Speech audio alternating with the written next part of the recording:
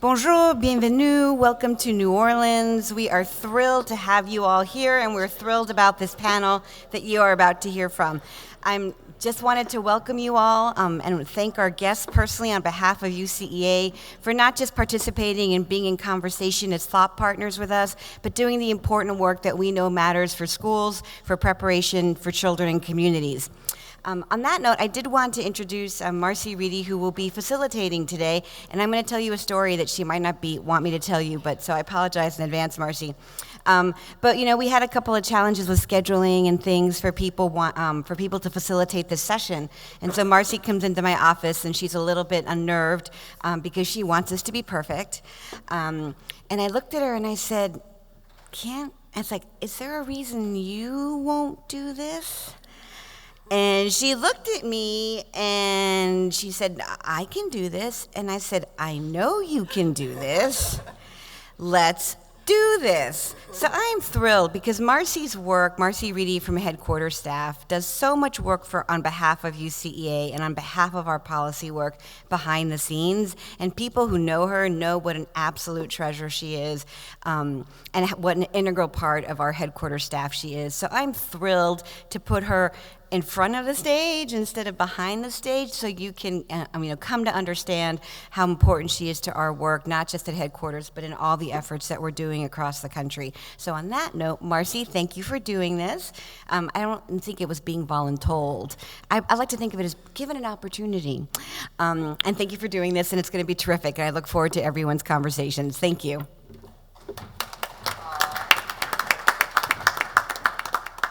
Thank you so much, Monica. I did not prompt her with that, I promise. But welcome, everyone. We're so glad you're here. There is coffee being set up, so we'll make sure that everyone gets caffeinated.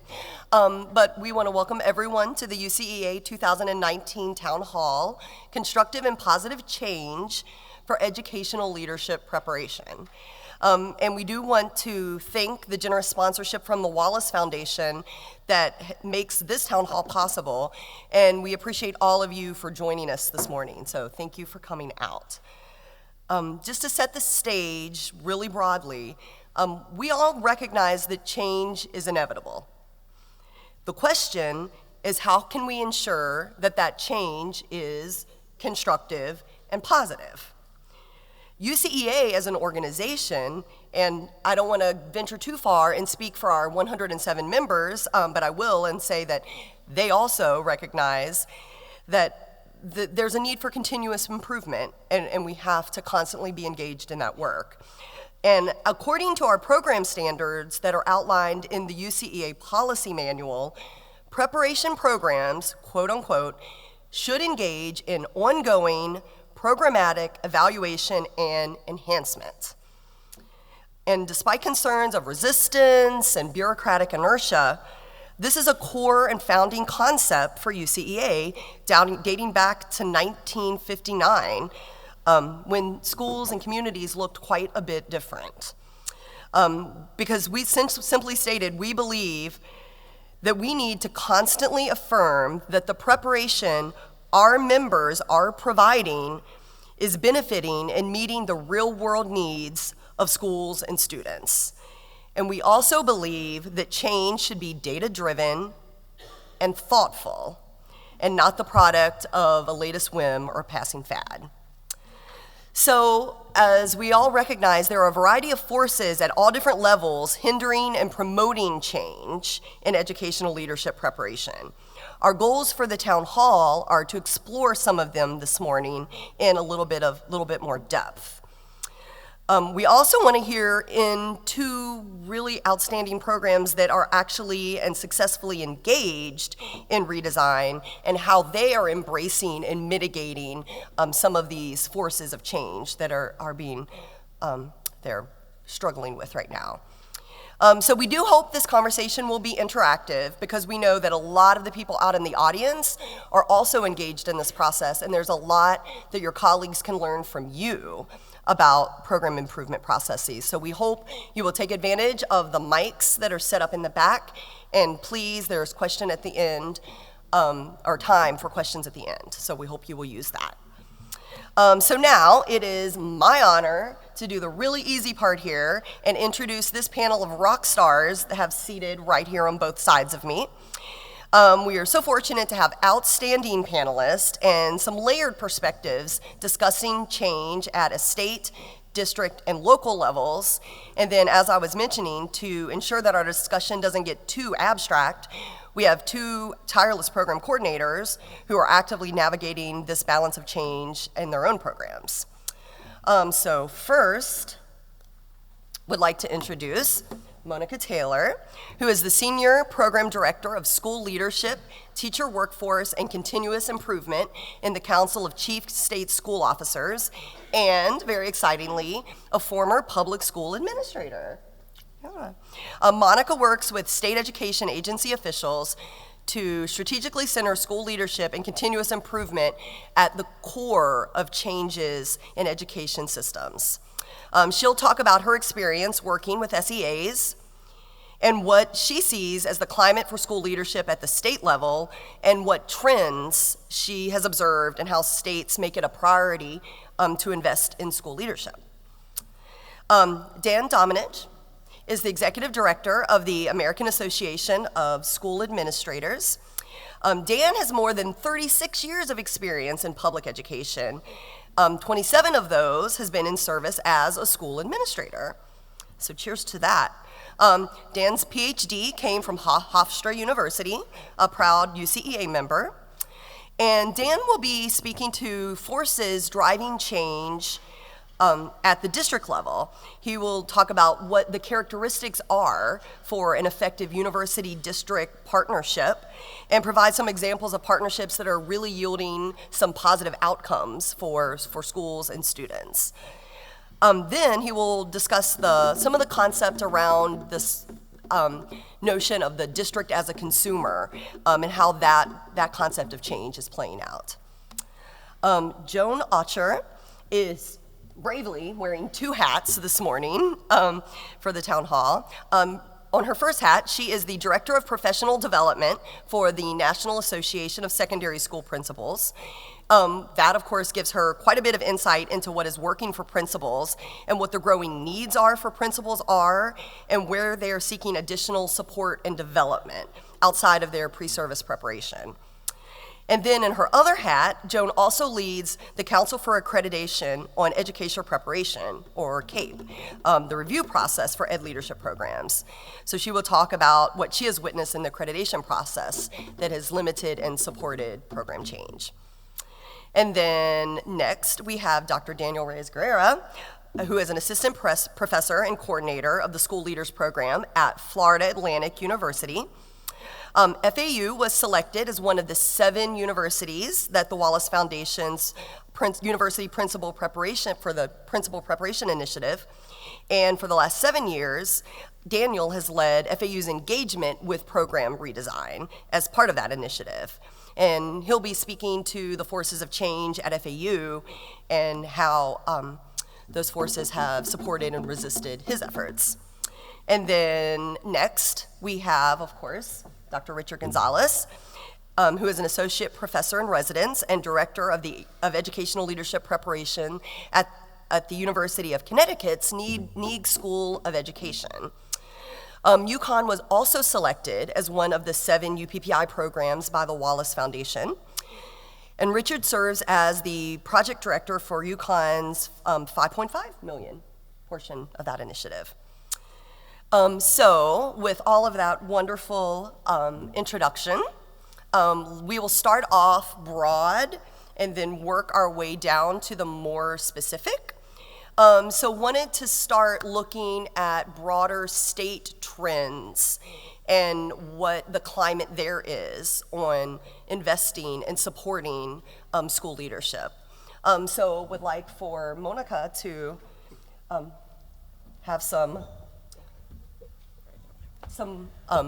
conversation here and to help lead us off with that. Thank you, Marcy. Good morning, everybody. I'm going to stand up here because it looks like the screen is hiding me from you, and I don't want that to happen.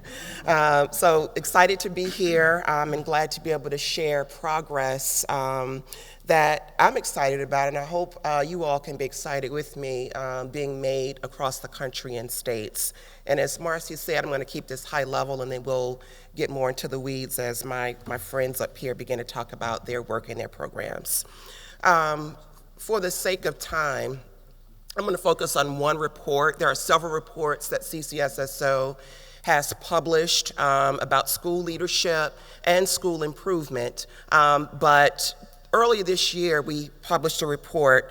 It's entitled State Responsibilities and Opportunities for School Improvement under ESSA. And through the generous support from the Wallace Foundation, we were able to support a convening in which 45 states attended last year. And we had an external evaluator to conduct a survey of 45 states to get an understanding of where school leadership fell in relation to prioritizing it for school improvement. And so what we found in that report, which was published March 2019 of this year, that school leadership has emerged as a higher priority for states. Over half of our states and territories surveyed in the document identified school leadership as a top priority as it relates to school improvement.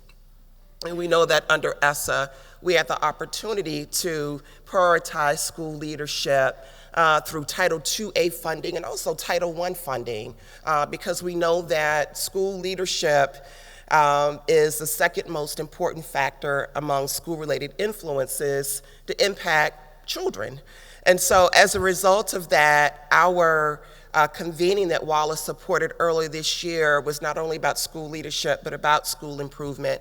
And it focused on how school leaders should be prepared and supported, especially for the lowest performing schools and those schools targeted for specific interventions. As we think about the research highlighting the importance of school leadership, that research continues to energize conversations about policy and legislation. In fact, over the past couple of years, 33 states have proposed legislation that elevates or supports school leadership. 20 of those states actually enacted legislation that supports school leadership, not only at the school level, but at the district level as well. To show that commitment towards school leadership, we have states that are involved in collaboratives supported by the Wallace Foundation and implemented and coordinated by CCSSO. One of them is our School Leader Development and Supports Collaborative. We have 18 states involved in that work, and that collaborative is an opportunity for states to share problems of practice, to share proposed legislation, to share proposed policies, to gain exposure to experts, national experts and local experts, and to also work with one another to understand the challenges and success that states are experiencing in the school leadership space. And we have 18 states involved in that. We also have states involved in Wallace's ESSA Leadership and Learning Community, and I'll just name some of those: Maryland, Oregon, Pennsylvania, Ohio, Tennessee, New York, Nebraska, Minnesota, Wisconsin, and Missouri are involved in that collaborative. And so those states have focused on school leadership with a particular emphasis on school improvement.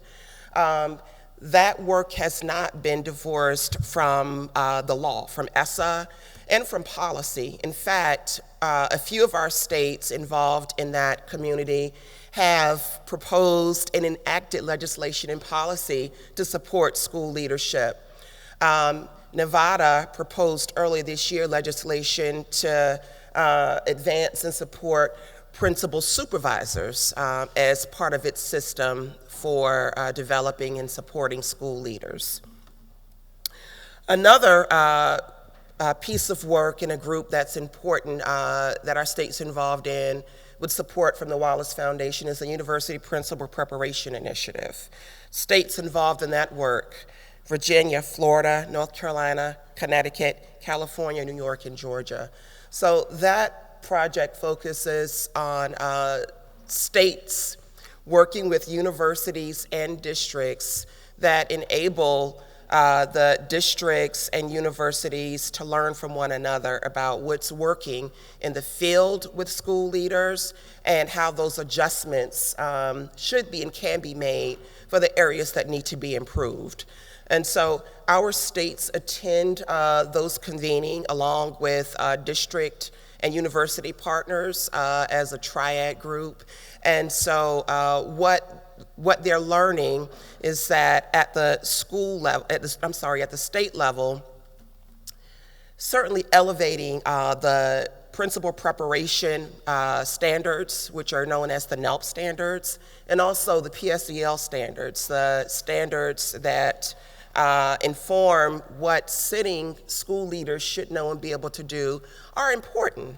Not only are they elevated, but we are pushing states who have not adopted or adapting them to do so, to utilize them as a key element of the principal pipeline, to begin their own in-state preparation programs, their principal academies, their school leader academies, even for superintendents, and also their induction programs to utilize the standards to develop those programs and also monitor and evaluate those programs to the standards. And so what we know is that states are committed to this work. 24 states have committed to using Title IIA funding to support or advance school leadership. And we know that 14 states have adopted or adapted the principal professional standards for educational leaders. The NELP standards are new. We know that they came out early this year. That's still a work in progress. But in our conversations with states, they are interested. They are asking good questions and beginning to have conversations in states about how the NELP standards should and can inform their preparation programs and academies in states, but also informing conversations that they are interested in having with university and institution of higher education partners in their states. So that's just a little bit of what I can share with you about states. The bottom line is that progress is being made. We have examples of states that are involved in our collaboratives and work supported by the Wallace Foundation, and states that are not involved in any of the collaboratives that are making progress. Arizona and New Mexico are a few that can be named that are committed to their statewide principal leadership academies. California is involved with Wallace work, but not necessarily CCSSO collaboratives. They are making noteworthy progress in the school leadership preparation and development space as well, with their school leader development academies across the state as well. South Dakota is another one that's emerging as a state that has demonstrated its commitment to school leadership. They are the beginning of conversations to identify ways that they can support school leaders at the state level and develop statewide principal development academies or institutes for principals. Indiana is another one. Indiana is involved through a local university there with school leadership work in their partnership with the state. In fact, they were co-host at a U.S. Department of Ed convening last week in Washington, D.C., where they showcased their statewide principal work in partnership with the University in Indiana there. So I hope that that shares a glimmer of positive information about state level work, and I'm happy to talk more with you as we progress through this session and ask and answer questions. Thank you.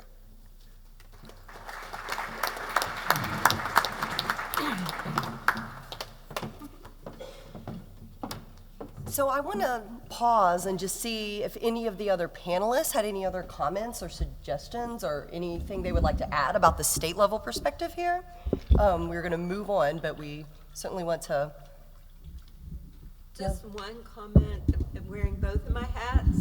What I hear a lot is in the states when they're coming up with their licensure requirements, some of them are relying on the PSEL standards, which is not what you'll be using in the university. It's the NELP standards. So as you're talking with your credentialing office at the state level, ensure that they understand that the students who go through your preparation programs will be measured against the NELP standards. It's a difference. Richard or Daniel, do you have any comment on Connecticut or Florida that you wanted to add She covered everything. from the state? I'll be talking about it when I talk about Florida. Okay. Well, we're gonna move down and get a little more specific and then start focusing on supports and resources at the district level. So was hoping Dan could come in and talk to us about what he's observed on some characteristics of effective partnerships between preparation programs and districts, and if you could, some of this thinking around the district as a consumer model. Okay. Thank you very much. Good morning, everyone. So I'm the executive director for ASA, the School Superintendent's Organization. So we, in essence, represent the 14,000 school superintendents around America. And those district office administrators that aspire to the superintendents, as well as principals. The reality is that more than half of the individuals that come into the superintendency do so directly from the principalship, because although there are over 14,000 school districts in America, the median-sized district is 2,200 students. So you have a lot of school districts where the superintendent is chief cook and bottle washer, and there is no central office. They go right from the principalship. So several years ago, 2016 actually, the Wallace Foundation asked us to survey our members, our superintendents, relative to their reactions to principal preparation programs throughout America. The results were not very positive. And as a result of that, a lot of work has taken place in that period of time, and you'll hear about some of the success stories right now. But this is the primary issue, and it very much relates to the relevance of the curriculum in these preparation programs and the way that these programs are conducted. There are right now significant forces that are affecting and changing our educational system. We still tend to think in general of our school system as being probably late 19th, early 20th century. Consider the fact that we still group kids according to how old they are in grade levels. Consider the fact that we still pursue a school schedule that tends to go from September through June with 2 months off. Consider the fact that we still have school systems and states that require seat time when we are in a technology space that education can take place anywhere. And on and on and on, the number of factors that still regulate how our schools teach and how our children are educated that are not 21st century. So, we're seeing developments in the area of personalized learning, where many school districts are now leaving that structure of all children in a class being taught the same thing at the same time, and focusing on the individual child and making sure that each and every child has a course of study that is relevant to them at all times, and giving the students responsibility for their learning. So that's a major initiative that is taking place around the country, with hundreds of school districts now adopting that model. Social and emotional learning. All of a sudden, we're seeing school districts paying attention to something other than the score on a test. That it's not just about academic achievement, when we have thousands and thousands of students that are committing suicide, that are being shot in the schools, that are on drugs, that are in any number of factors that affect their ability to learn, and that cannot be ignored. Consider the fact that we are now looking at school districts that are looking at alternative pathways. We have been and continue to be an educational system that primarily focuses on getting children to graduate high school and go to a 4-year college and graduate. The reality is that less than 40% of our students actually achieve that. Less than 40% of our students actually graduate with a 4-year college degree. What happens to the other 60%? Well, we're seeing school systems now that are developing alternative pathways. Not that we would ever say to a child, you shouldn't pursue a 4-year college degree, and we encouraged you to, but the reality is that if that's not what you want, here are other alternative pathways that you can pursue. And along with that would have to come a change in the education culture that would, in essence, honor the plumber as we do the PhD. Because right now in our culture, if you don't have that 4-year degree, you are not equal to, you are not worthy. And that's a major component that is being looked at and changing in our schools. And finally, again, the issue of the total child, embracing the needs of the child that go beyond the academics. It's taking place slowly, but the change from No Child Left Behind, which was so focused on academic achievement, to ESSA, which kind of has taken that accountability away from school systems, at least that only 50% of their accountability model has to focus on a standardized test achievement, but now we can focus on the total child as well.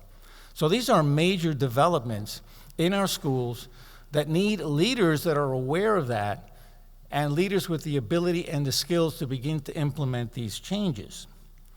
So when we look at what would be effective partnerships with our institutions, it's collaboration first and foremost between the K-12 systems and the institutions of higher education. That collaboration, the ability to sit down and talk about the needs and how together we can fulfill those needs is critical and highly important. It doesn't happen in all cases. It happens more and more today, I'm happy to report, but it's not happening universally as it should be. We need faculty that have had the experience. One of the major concerns and critiques of our superintendents regarding many of these programs is that a lot of the professors that are teaching and preparing the students to become principals have never had the principal experience. And that's a factor, because they've never been there. And that's a reflection of the kind of information and attitude that the students need to get and the kind of experience that they need to get. The curriculum, again, a curriculum that takes into consideration all of these factors that I just mentioned to you, the transformation that's taking place. We're way past just the digital revolution. I mean, that is now prevalent in just about every school. But that's still a factor that in many cases is not being attended to as it should be. And then the clinical experience and the mentoring. The opportunity to actually be in a classroom, to be in a school, to experience what being a leader in that situation is about. To have a mentor that has had that experience and can provide that personal one-on-one information. Those are 4 critical elements that we would look forward to in an effective partnership that will make a difference in terms of how our principals and educational leaders are being trained. Then when we talk about the issue of the district as a consumer, from our perspective, as the superintendents who are in essence in charge of these institutions, okay, we hire your product. We hire the teachers, the principals, the leaders that you are training. You know that from statistics that generally, in terms of teachers, for example, the majority of teachers wind up teaching in the school system where they were students. So the institutions of higher education in that area are basically taking natives from that community, training them to go back into their schools. So the fact that the folks that we hire tend to be really natives of the school system, and the folks that we hire are being trained by your institutions and coming back to us. We have an important role there and an important partnership that we need to have. We share these individuals together, and what can we do working together to make sure that they're successful? So our superintendents want the opportunity to have input into these programs, into how they're developed, into what the content of the program, the way that they work and establish that partnership. And that's critical in terms of providing that same clinical and mentoring experience, because we want to have superintendents who are open to having your students come into their classrooms and their district and have that clinical opportunity. It benefits both sides, but it only happens when you have that kind of collaboration taking place. There are institutions now that are doing it, and you're going to hear from Florida Atlantic University, who works well with Palm Beach County and Broward County, two huge school systems in the Florida area. The University of Connecticut, with many school districts in Connecticut, very progressive school districts in Connecticut that work very well with them. I'm happy to see colleagues from George Mason University in Virginia, where we're from, our offices are from. We just met with them the other day about collaborative enterprises. I was the superintendent of schools in Fairfax County, Virginia, 10th largest school system in the country with 190,000 students. I can tell you just earlier this summer, when Fairfax County has what they call their leadership conference, all of the administrators, 3,000 administrators, you're talking about a huge school system, are there. And when graduates of George Mason University were asked to stand, half of them stood up. That's the kind of relationship that a school system and a university has had for years and continues to maintain to do the kinds of things that we're talking about. It's a big difference. University of Virginia, very similar. We have a great working relationship with the University of Washington and their principal supervisor program, where we're working with them to train thousands of principal supervisors who, again, as I indicated earlier, in terms of size, are the superintendents of school districts to do a better job with their educational leaders. So there is really no mystique or no secret to the formula for things working the way that they should. It's a collaboration and a partnership between K-12 and higher ed to make sure that we're together making a difference, that we're providing these individuals with the proper guidance, the proper instruction, the mentoring, the opportunities to become the great leaders that we need in our schools. Thank you.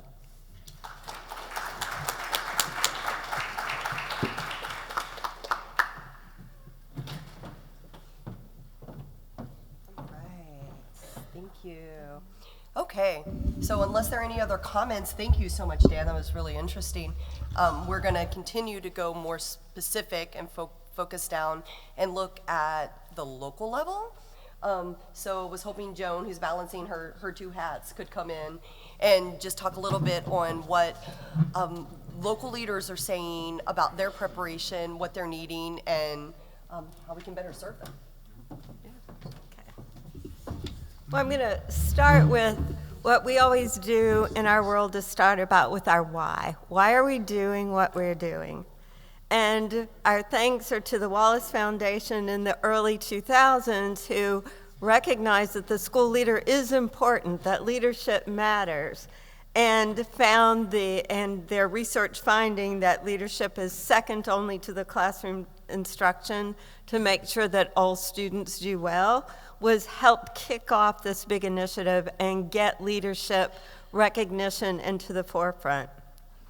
My other hat with the National Policy Board for Educational Administration, sitting at the table, AASA, CCSSO, NASSP, UCEA, ICPEL, all belong to the National Policy Board, and their mission is to make sure that their standards and research-informed policy for the preparation and practice for school and school system leaders.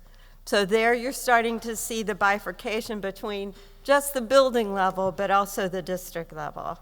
And then in my day-to-day work with the National Association for Secondary School Principals, our goal is to make sure that there's a great leader in each school focused on the success of each child.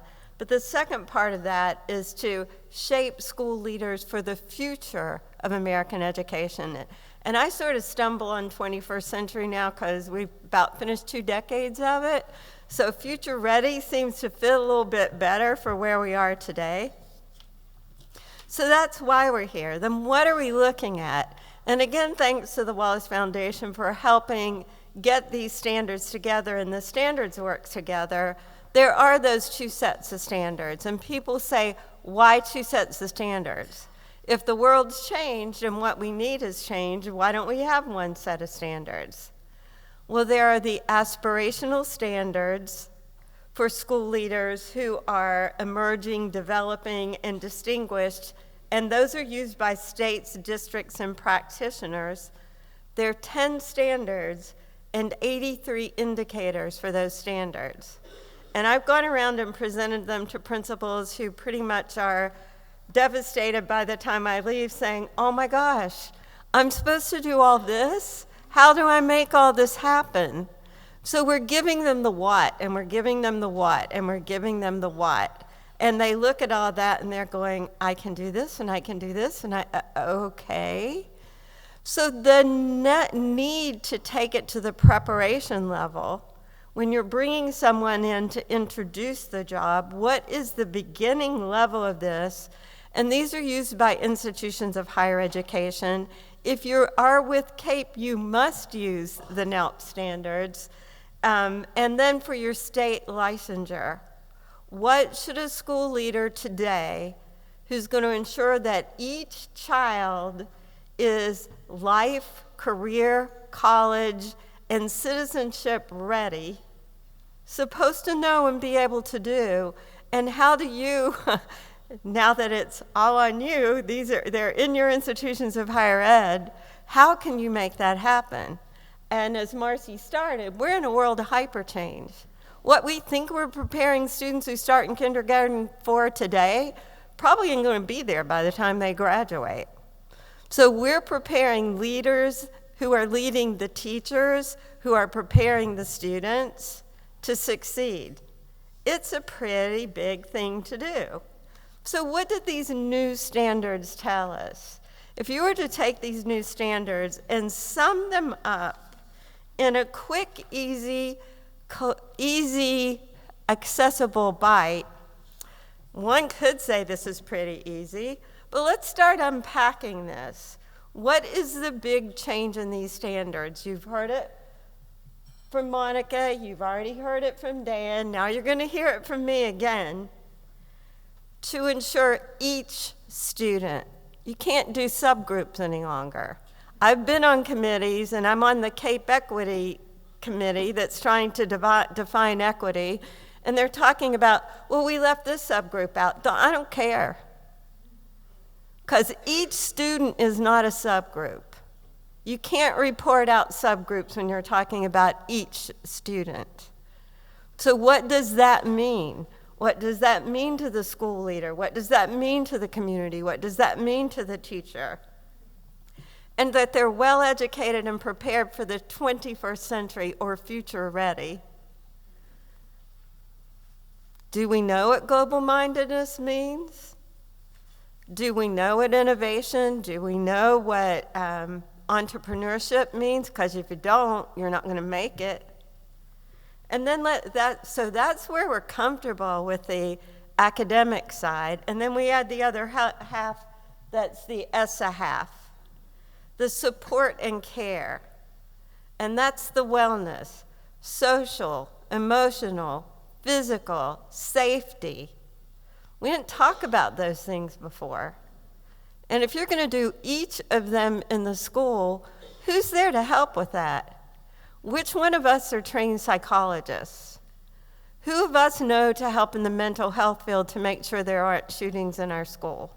There are a lot of things we're doing to make sure this doesn't happen, but when you're the leader of that school, when you're the CEO of that organization, it's on your shoulders to make sure you've got everything in place. And not just the reactive things. Now we're saying, well, you should have the safety plan. I can guarantee every school has a safety plan. I can guarantee you they practice them. And I can guarantee you the really good ones have the relationships with all the first responders in their communities that know every nook and cranny of their schools and how to make that work. So we're really good at reactive, but it's that proactive half now that we're trying to put in place, and it's not easy. Then here's the last little piece. We all talk about student success, but now we're talking about each student and adult's success. So when you're running a school, you're responsible for the students, but the students aren't going to do very well unless the adults in that school know how to do the things they need to do to work with the students. And in my old hat, when I used to work for the National Board for Professional Teaching Standards, I had the National Board Certified Teacher of the Year say to me, Joan, I wish when I went to school, people saw me as an individual. Yes, it's important that I make sure that each student does what they need to do, but I matter too. So both the professional and the personal health of the adults in the building, and not just the teachers, because the bus driver can wreck the day at the school. If they get those kids on that bus and they treat them horribly, when they get off that bus, they're already not ready to learn. So it's a big ecosystem that these school leaders are now responsible for. This one statement is power-packed. How do we unpack that? How do they do these things that we're telling them the what's for? Well, we have the privilege of bringing in the national leaders of the year, the principals of the year that are named as the principal of the year from every state, right? And we have them write their own whys, and then we ask them to identify a barrier to their why and to help each other with them. And these whys that these barriers that I have up before you right now were set in different ways by many people. We're saying change. We're saying the world is changing.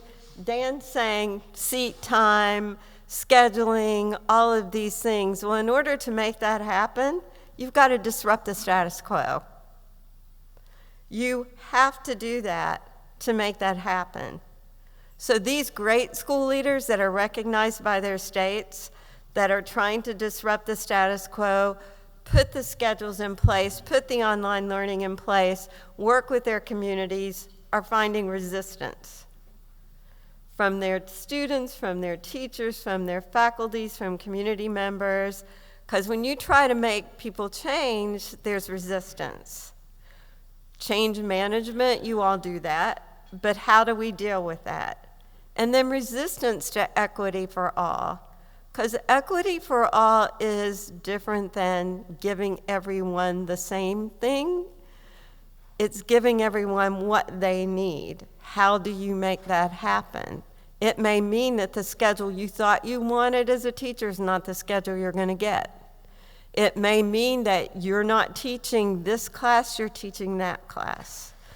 It may mean that the way you address a particular class must have more from the sessions I go to at CCSSO, culturally responsive information.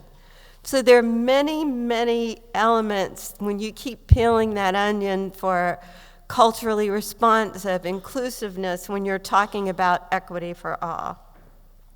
And then when you're trying to do that, you can't do this for each child without parent and community involvement. And how are they making that happen now? It's more than sending the letters home, making sure your parents come in to support their children. It's when you're working for each child, they're being part of your school community. They're part of what's happening. And then you get into the societal negative messaging. Our schools aren't good. We aren't serving students. Principals aren't good. they're hearing this, and it's our job to double down on getting that message out that leadership matters. The work that Wallace is doing with their research, the work that we're doing to follow up, how are we making sure that the profession of school leader is seen the same as other professions? Because their end product is lives. Their end product is how people are going to function in society. Then, Dan, when they're making these changes, they say the political will and the red tape at the local level is an issue for them. Because if the school district has decided they're going to do something and they see something that will be good for these students and these teachers at these times, there's systems and processes you have to go through. How do we work collaboratively to make those happen? And then time. We all have that problem. But if you're initiating all these things, how do you find the time for yourself, for your teachers, for your students, and not just to do these things, but what the committee who came in to help us plan our conference for next year said, they love the conference because it's one time to stop and pause.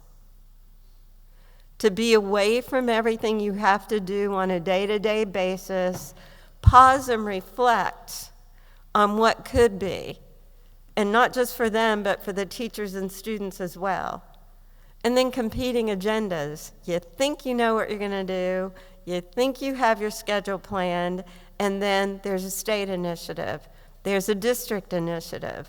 And it's that collaboration that the University Principal Preparation Initiative, bringing everyone together. It's great to do it for the preparation coursework. It's also great to do it for what is all the work we're doing. How does all the work we're doing align? And I will say, Dan, there's a quid pro quo.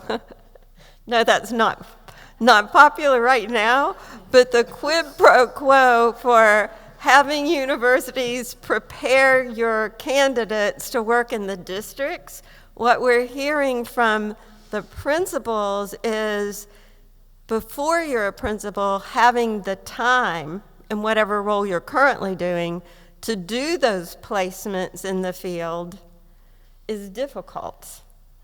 And having the person in the field trained to be the mentor, principal supervisor, of that person coming to do the work is also another challenge. So there's not it's an interdependency. And without having that clear understanding, things don't go well either. Inadequate funding, I don't have to say more about that other than school leaders are not playing Monopoly and they can't wait to collect go any longer because there's not enough money to support each child. So they must build relationships. They must work with companies, with community organizations, with parent organizations to get the resources in the school they need to do what they have to do. And the final one, Monica. And what Monica is showing are all the changes that are happening, but for some principals, education is not a priority at the state level. Great that states are now putting that money into ESSA, into Title I, Title II, the funding that it requires to get that work done. So it's not just professional learning for school leaders, it's that support across the continuum that helps each person that's preparing the leaders, because when they leave the preparation program, they're a novice. And we talk about a lot about induction programs for teachers. It took us a while to get there, right? Well, what about those induction programs for the school leaders? And I've heard, also having the honor of being a communications partner for Wallace, we get to listen in on all of this good work because we get to help share the story. And you hear the succession planning at the district level and the placement. A lot of times these diverse student-ready principals, which is hard to get placed in the hardest schools. And they leave the profession quickly. So we're not retaining the school leaders because of the support. And so that mentoring part is there too. Those are barriers. So how do we turn these barriers into gaps? What does this look like when we're trying to do preparation? We've talked a lot about swinging from managers to instructional leaders. We have to build culture now. Culture is just as important as learning. And to build that culture, to retain those teachers, and to have those students want to stay, what do you have to look at? Wellness. And that social, emotional, safety. How do you do that? And equity. Equity gets beyond the day-to-day definition that we've once read. It's everything you're doing in the school. The relationships we talked about, how do you support? Communication is huge now because it's just not messaging out what the school's doing. It's dealing with the social media that's going on with the students, with each other, the messages that they should not be sending. And as one national speaker said, what happens in Vegas stays on social media. So how do we make sure that they understand that and deal with it? We're hoping we're going to have him as a keynote this summer. But the advocacy role is huge as well. Because if you're a school leader now, you have to advocate to that district level for these students and these teachers in this school at this time. That new program you're putting in doesn't work. And so there's a big role there, and global mindedness. And that just doesn't mean there's a world problem for water and we're going to help find the solution. It means, how do those students, as Dan said earlier, know how to work online? How do they know how to be an online community? How do they know how to use the documents and share the documents, or the way we do our business today? It's huge. And leading learning goes beyond curriculum instruction and assessment. We're getting better at that.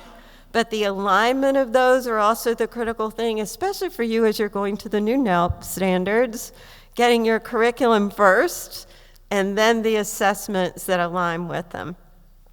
But strategic management, putting the systems and processes in place that allow them to use the data, having those data systems, which is one of the big university principal preparation initiatives that allows you to plan, do, check, act, and know what to manage. Human capital management. Where does someone in a school go if there's an issue or a problem? The HR director? Guess what? They're in one. So that school leader needs to know how to not only hire and retain the school teachers, but they're mean girl clubs in the faculty, just like they're mean girl clubs with the kids. The school leader has to know how to do all of that. Collaborative leadership's a given today. The school leader's doing all these things. They cannot do it all alone. So with whom do they share that leadership, and how do they make sure they're ready? And then innovation, you've got to disrupt business as usual. The way we've been running schools, as Dan said, it's not going to work any longer. So how do you make that happen? We've been working on initiatives like that, but how is through a common language. The PSEL and the NELP standards are a beginning, because if we can't tell the story about who a school leader is, then who's helping to get the picture out there about the complexity of this role today? Collaboration across a continuum, we're all working together. We expect schools to do vertical alignment to succeed. How do we do that? Strategic partnerships to support, not supplant. How do we in our national roles build the tools that people can't build at the district and state levels that remove that lift for things like data? And then engage in research. You guys are good at that. how is the school leader supposed to, where's the research that shows how to manage the social, emotional, physical, and academic health and well-being of each student and each adult? Where are the models? Where are the stories we can share? So that's where we are today. It's a big, big challenge, but it's a beautiful challenge because there's no one out there who's a school leader who wants to be a school leader that doesn't want to take this on.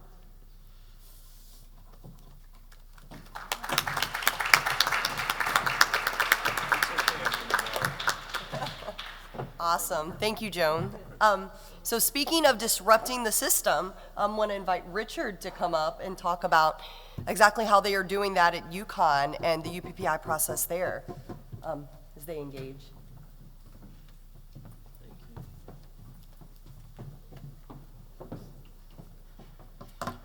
Good morning, everyone.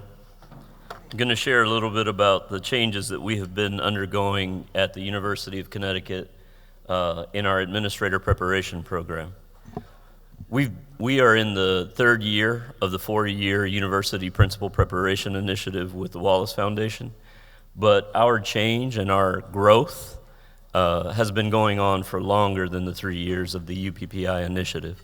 We actually began our growth and change 2 years earlier, and so all of this that I'm going to talk to you about is summatively over that, without a doubt, in large part, due to the opportunities of the UPPI initiative. So this first slide basically outlines our commitments. And you may have read about the University of Connecticut's administrator preparation programs because we have been written about and we were recognized on a couple of occasions for implementing high-quality preparation features and then also for being innovative. And those were absolutely true. But if you think about the timeline that I laid out, we've been undergoing growth and change for 5 years. That was sometime after the last changes. And so if you notice, I have described our new program as 3.0. And it really is not anything about branding, although branding is important. It is just important to define that this is the third generation of our particular programming model. And so our second generation, which is the one that was written about, reflected the best thinking and the best practice and the best structures of another era.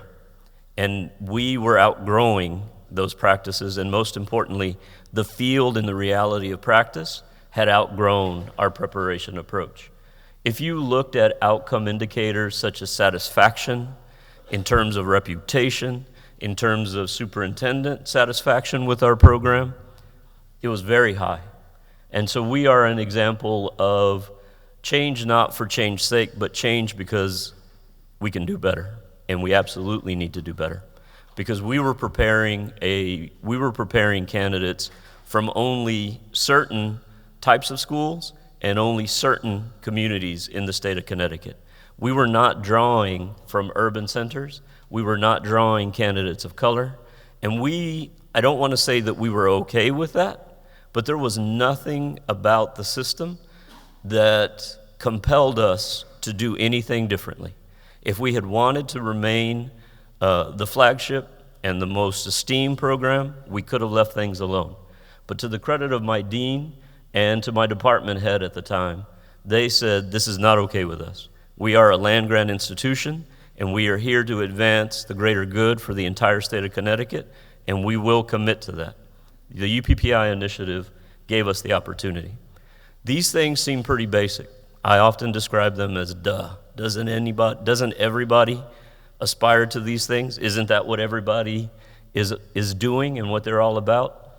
And what I would say is if you're in the middle of this change, or if you're thinking about undertaking it, or if you support those that are in this work or that are about to undertake this work, challenge the evidence that supports these things.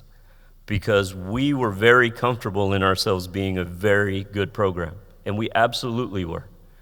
But the evidence, once we got into our baseline assessment, did not support that we were doing many things as well as we thought we were doing, and not as well as we wanted to do from that point going forward.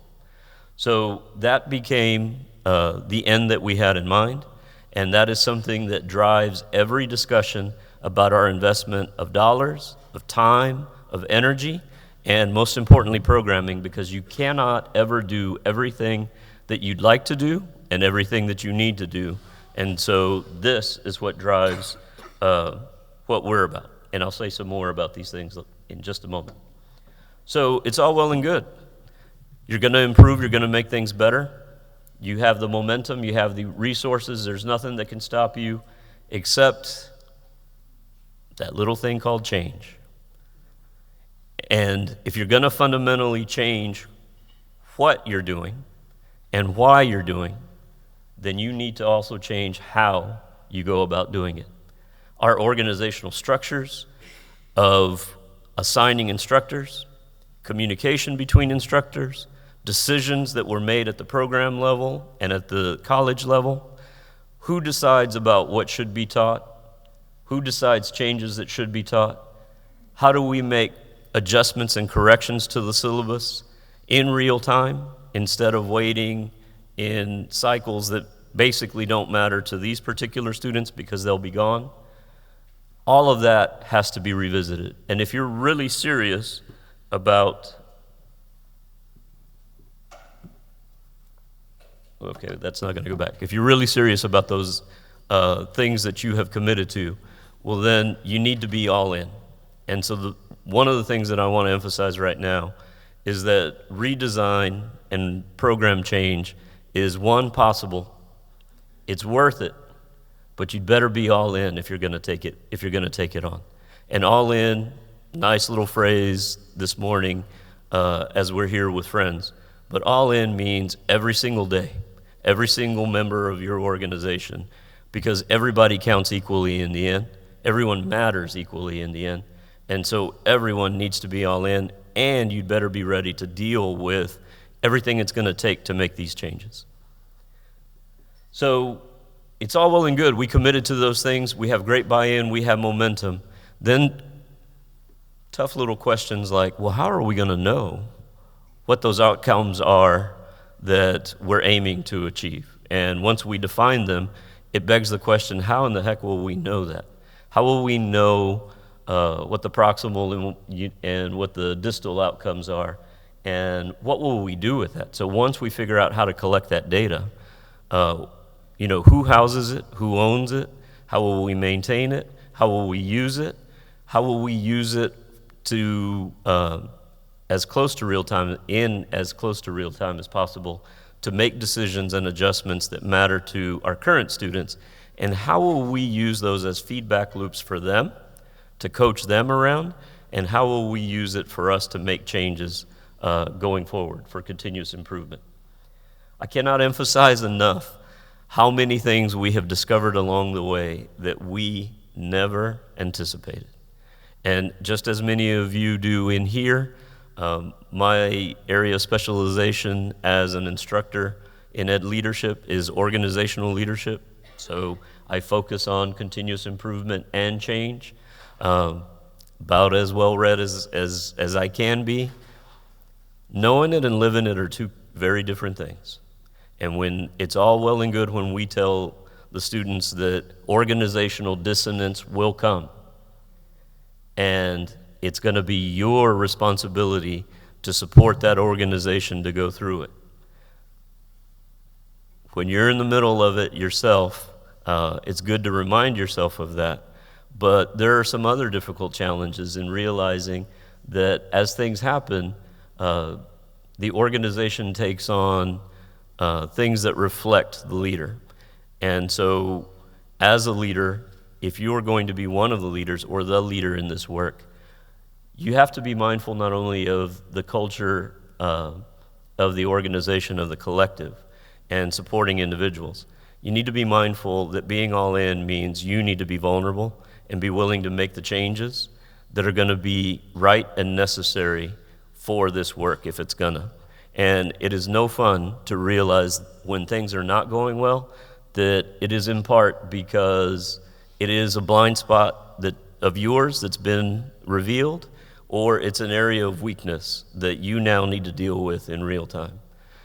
Those are the things that are the realities that we're dealing with. So I'm not only talking about myself, but I have a wonderful team, and they have led a large part of it. And so some of it absolutely has been me, but I need to be there for the leaders, and I encourage you to be there for the co-leaders of your work, because it's not just knowing it, it's when you're in the middle of doing it that the adjustments and the support matter. So I talked about the how. The what and the why you get to very deliberately, and you can get there. But the how is something that we are dealing with now, that we're undergoing the implementation. And the how takes a very long time. The how requires a lot of conversation. The how admits realizing that your best thinking of the smartest people that you have in your organization didn't quite think everything through, or there were gaps in your design. Things don't line up exactly as you had hoped, and now you've got to rethink them and then not only get them to work, but keeping in mind those original things, we're trying to accomplish certain things, and so whatever adjustments we make need to be true to that. I cannot emphasize enough something that I learned in the classroom that I had reinforced when I was an assistant principal and principal, then when I was a district level administrator, and now that I am in higher education. There are so many good people around us. Let them do the work. Trust them and their ability to get things done. Trust their vision, even when it doesn't align perfectly with yours, and they would do something that perhaps you don't see yet, or that is not the way you would do it, and trust that they will rise. Expect them to do it, and they will rise. Our instructors are the leaders, the superintendent leaders, and very successful faculty within the department in the state of Connecticut. It has been amazing to see how cooperative and how humble they have been to not only engage in the work of change, but to admit in private and public spaces what we don't know. Because it's all well and good to say that we're going to teach the competencies, but if we were not taught in that way, how in the heck are we suddenly going to overnight figure out what it means to teach to a competency? And if I'm figuring it out myself, and there are three other instructors around the state, what does that mean if we're going to try to prepare students consistently as the state of Connecticut? It requires a lot of conversation. It means that while we are committed now foregrounding equity and anti-racist leadership, that we don't know necessarily what that means fully. And so a large group of individuals that are highly successful, that are masters of their craft, have to basically say, I'm pretty much starting anew in this particular area. And it's wonderful now to have a student body that reflects more closely the student demographics in the state.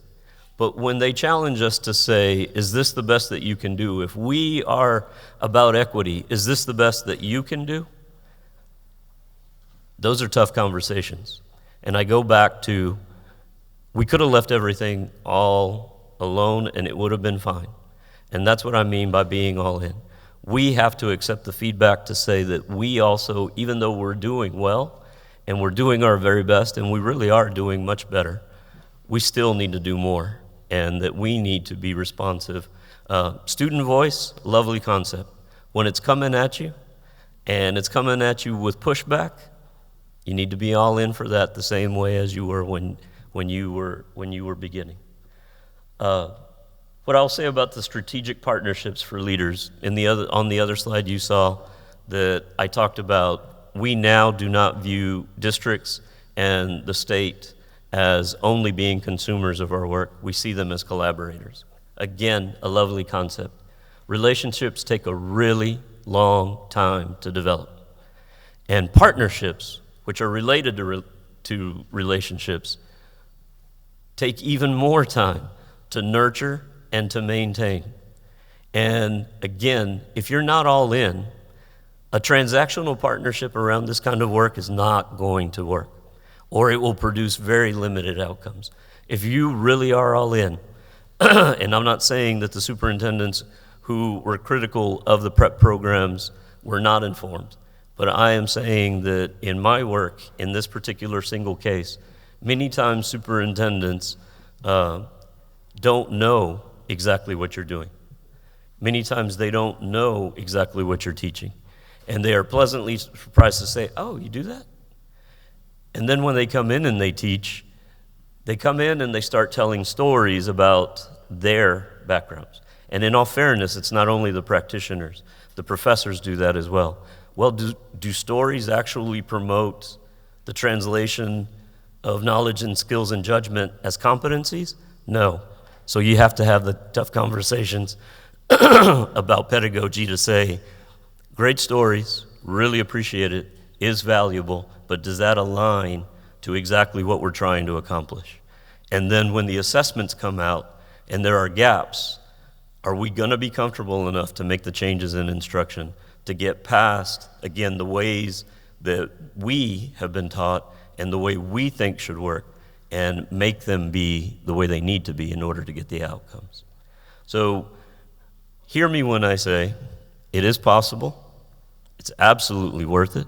I wouldn't undertake anything differently. I wouldn't avoid the change. There are a few things that I would do differently. But I would encourage anyone who's considering redesign or change to improve principal preparation in your program or in your state to definitely undertake it. Thank you.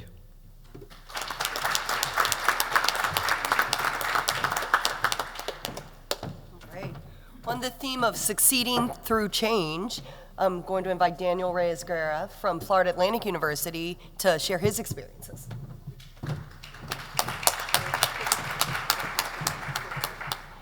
Thank you, Marcy.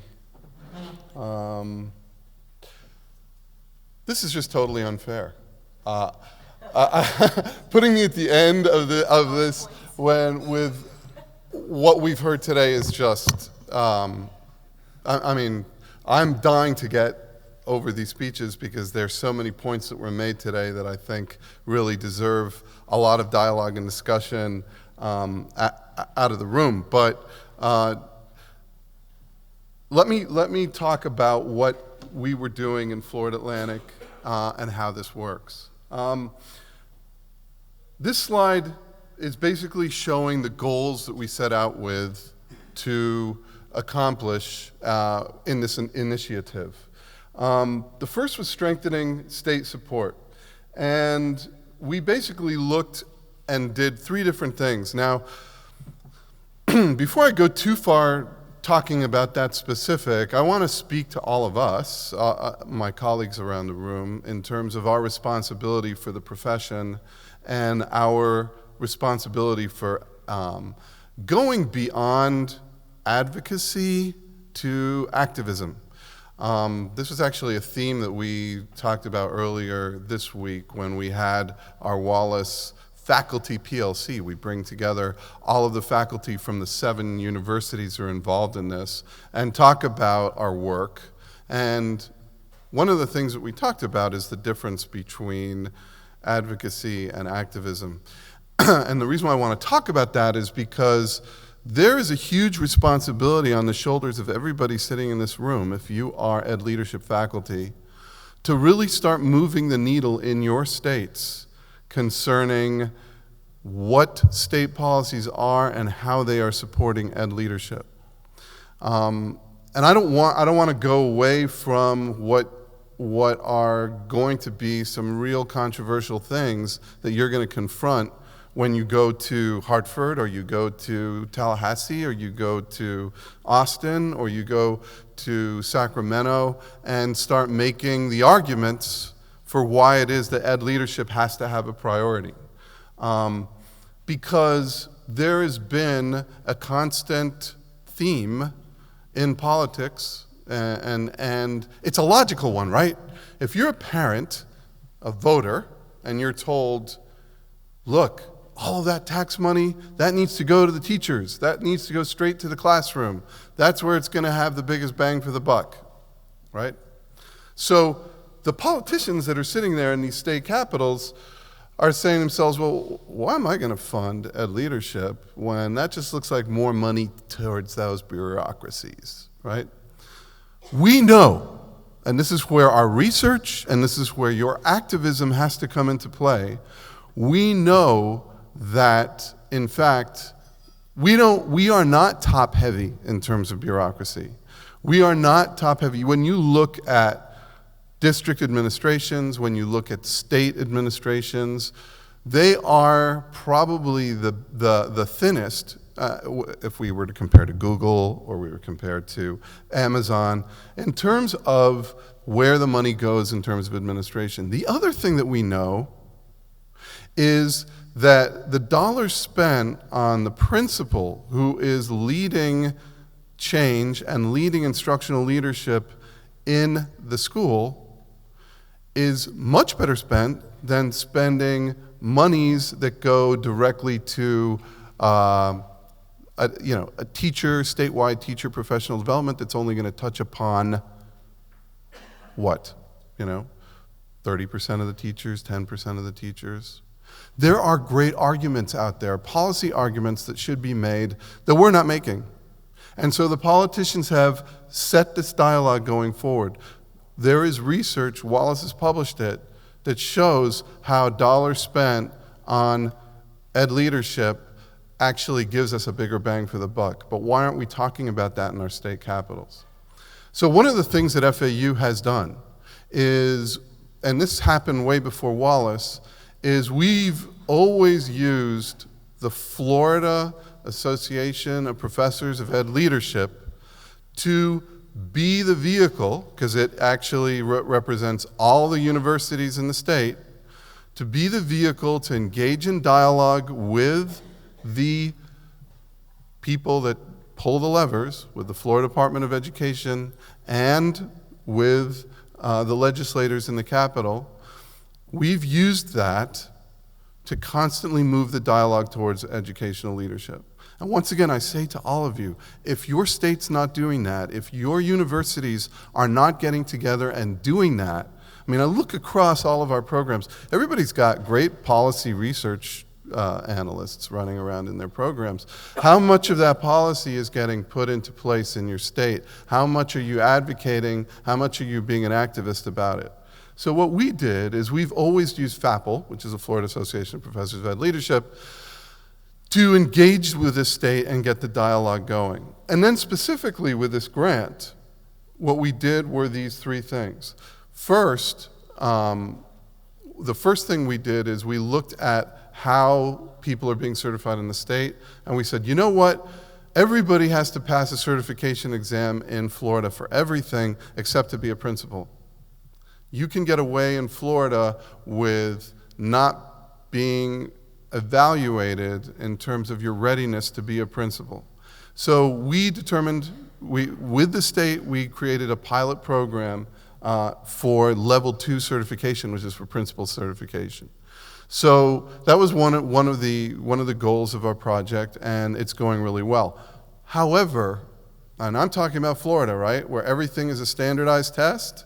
So we said, we're not going to do an assessment that's a standardized test for principals. So what we've been looking at is really trying to be as innovative as possible in creating an assessment that really looks at the job tasks that it is that a beginning principal would do and creating that assessment. So more updates when that actually comes out. Then we formed this committee called SELECT, and I'm the one that created the acronym, and I can't even tell you what it means anymore.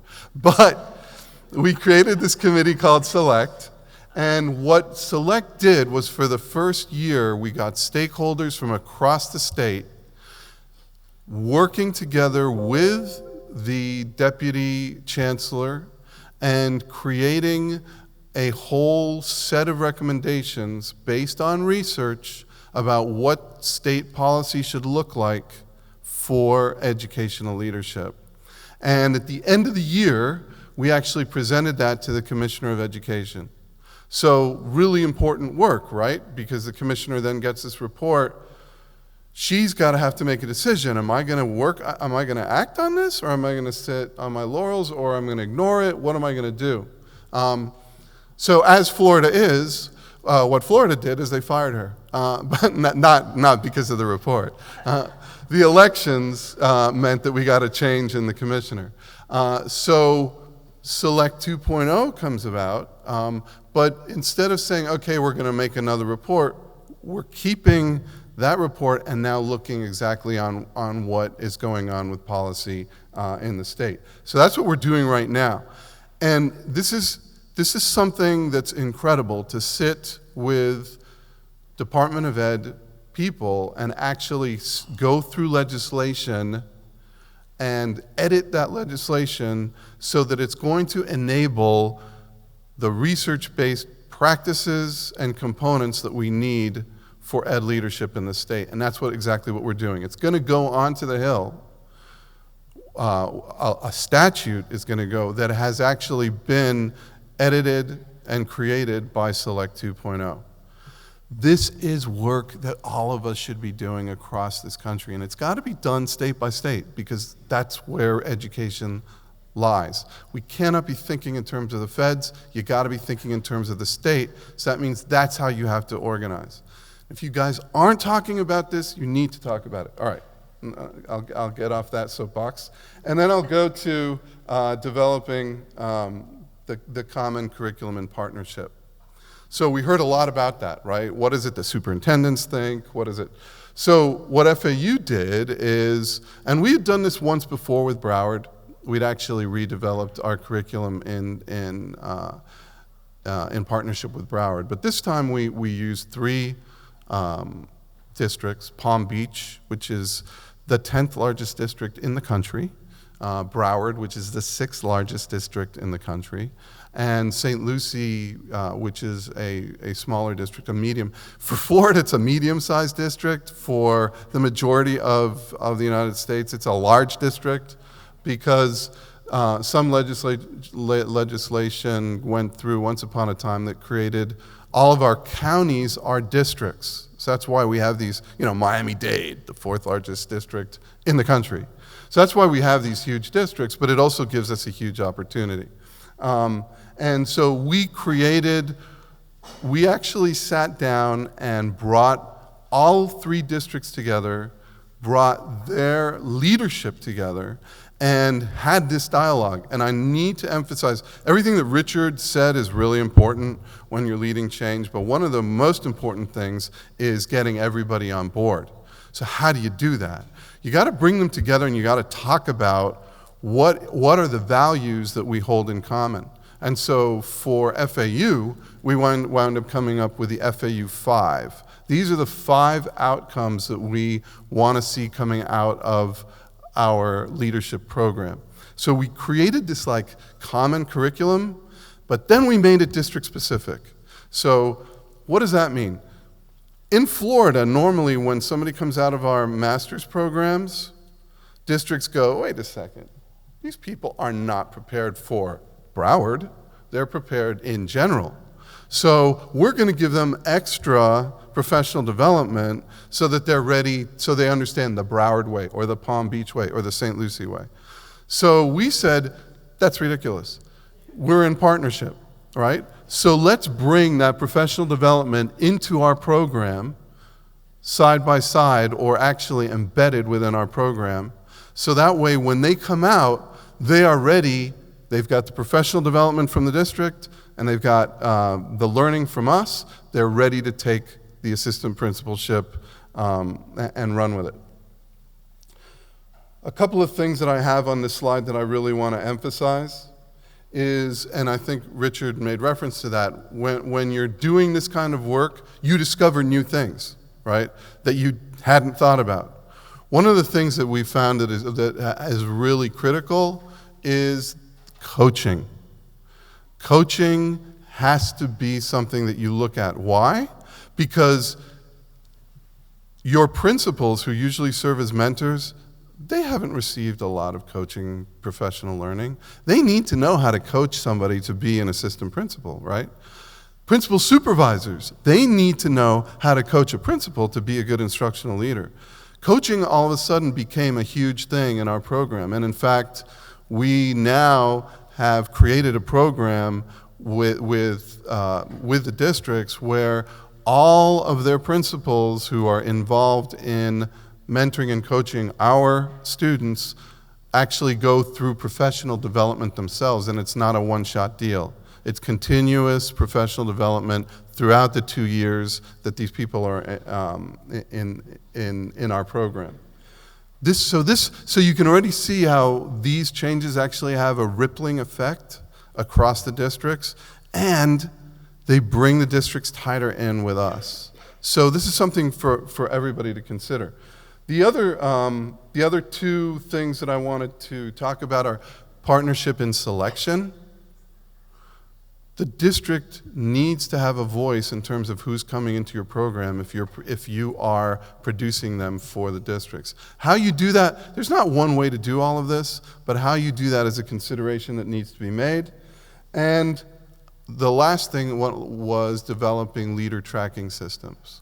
So what that is all about really is allowing us to get the feedback from the districts that we need in terms of improving our program, while at the same time the districts start tracking and thinking about selection for their assistant principal and principal positions based on data. Based on data. Wow, what a concept. Superintendents in Florida, I don't know about Fairfax, but superintendents in Florida, they would pick who they liked, right? This guy's gonna make a good principal, so what do we get? This guy, right? So we're getting, this white guy is gonna be a good principal. This white guy like me, because I'm a white superintendent, is gonna make a good principal. Now, we have leader tracking systems where we can actually look at the data, how are these people performing, and determine whether or not this person is the right fit for the school, right? Data-driven selection all the way in, beginning with our program and in terms of the positions within the district. So, what are the unexpected supports that we found in this process? First, we had high level of support for the new kinds of leadership assessment that were being created.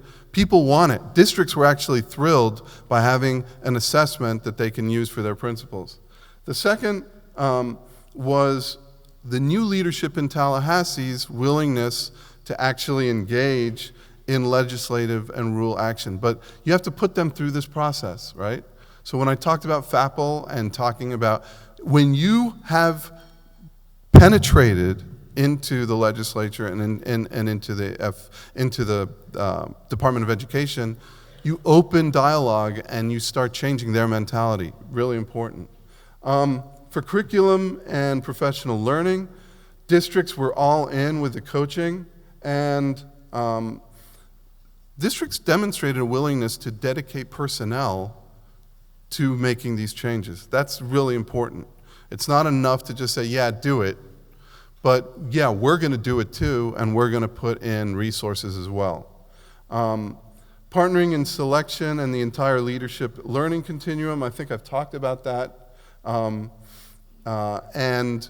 one of the things that we're seeing now happening with the universities, so think about this, now that they see what we're doing with their students that are going to become assistant principals, they are looking to us for developing their seated principals and their district administrators. So this actually opens doors for us as universities to be more interactive with the districts in terms of their leadership training. And of course, one of the other supports that we found really interesting is by bringing multiple districts together, they start talking to each other. So creating the leader tracking system, these people, districts that never talk to each other, are now talking to each other about, well, how are we going to do the LTS, but also, how do you do this in terms of your professional development in your district? So, unexpected barriers are probably expected barriers as well. High level of turnover in leadership in districts can be a real problem. One of our districts had, in the time that we've been working with them, 5 different leaders of professional learning change. Curriculum of professional learning. Districts are not used to accountability. It's kind of funny, right? They are always in the driver's seat, so they're not used to this reverse role where, oh, wait a second, we're going to be held accountable to what's going on in this partnership. And so you get a little bit of pushback from the districts because they're usually used to getting the funds and doing with the funds what they want. Another thing that I see as an unexpected barrier was this enormous increase on principal work in the districts. It's been talked about here today. When we add social emotional learning, when we add safety to already overburdened principals, this becomes a barrier in terms of any kind of professional learning that you want to go on. And finally, developing the leader tracking systems, it really took a longer time for them to come to a deeper understanding of what these leader tracking systems could do. It took a lot longer than we thought it would take to think it through and to really come up with effective systems. So, good. That was the Florida Atlantic experience. Thanks.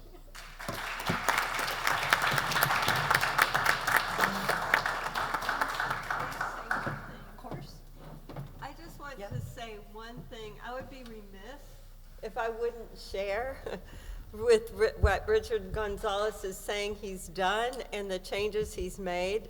One of the things that we're doing at NASSP is building a demonstration tool that are actually tasks for school leaders to show what they know and are able to do against these standards. And it goes from the preparation level to novice to proficient to advanced. We expected Richard's candidates who are in his preparation program to reach the preparation level, which would have been outstanding. His candidates reached the proficient level, which was astonishing. And there were districts around him where principals went through the same process who were actually at the novice level. And we tracked the data back and saw they did not go through the University of Connecticut program, but also they were first or second year principals, which was expected. They should be at the novice level. So kudos to Richard and his program, but it's also another statement that it is a continuum of growth. You can't graduate candidates, unless you're Richard, at the proficient level. They should go to novice and then proficient, and it takes support all the way through. Well, thank you, everyone. Fortunately, we are just bursting at the seams with so much content to share. But unfortunately, we want to be respectful of time, so we're up against a time break for questions. But I think all of our panelists are pretty generous and flexible, so if you do have questions after we close out, feel free to come up or submit them in writing, and we'll be happy to follow up with you. So I just, want to close by giving a huge thank you to Richard, and to Joan, and to Monica, and to Dan, and to Daniel. Thank them. They've shared a lot of really great insight, amazing speakers. Want to thank the Wallace Foundation for the support that made this possible. Hope you will visit wallacefoundation.org for more information and resources. And we hope you have a wonderful rest of the day at your conference. Thank you.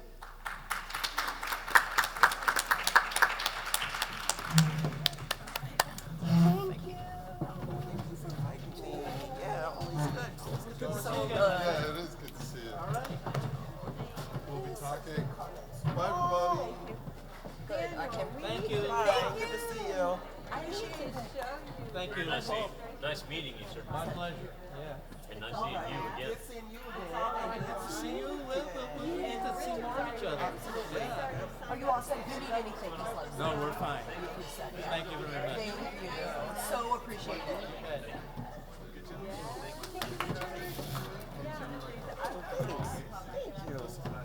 you.